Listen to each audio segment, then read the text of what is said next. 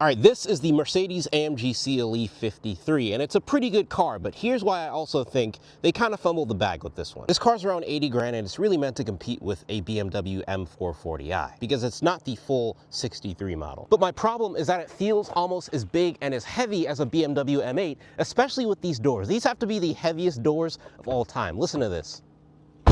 Like, that is insane. These doors have to weigh like 300 pounds. But just like a BMW M8, I think it looks pretty good, especially with this nice staggered stance right here. You got the 295s on the back. I think it's a pretty good looking car. This car is nearly as big as a BMW M8. It's pretty much as heavy as a BMW M8, but it doesn't have a V8 that the M8 has. And I feel like that's what this car is missing. The V6 is solid, and I'll get to driving in a second, but I feel like the straight 6 is just not that great here. So when you put this car into Sport Plus, turn traction control off, and then hold the button all the way down some more, you get fully traction off, and then if you hold down both paddles, you should get drift mode. Let me try it. But for whatever reason, it's not letting me, and I think it's because my tire pressure is not completely where it needs to be. I have just like 1 or 2 PSI below the recommended minimum, so it's not letting me do drift mode. But we should do some driving in this thing because it is pretty capable for a car. I'm not sure I would take this over an M440i though. So overall, this car doesn't really sound that impressive with the inline 6.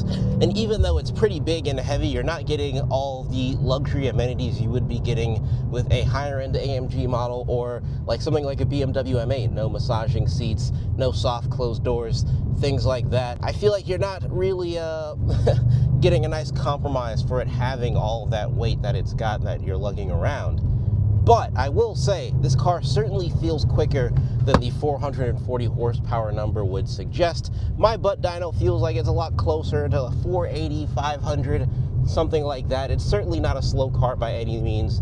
0 to 60 probably at absolute best is in the high 3s. I just feel like this car needs a V8 desperately, and you know, I shouldn't be asking for the CLE 53 model to have a V8. And so what I'm really saying is, if you want an AMG CLE and want the most optimal experience, wait for that CLE 63 to come out that's allegedly going to have the V8. That's going to be the one to get.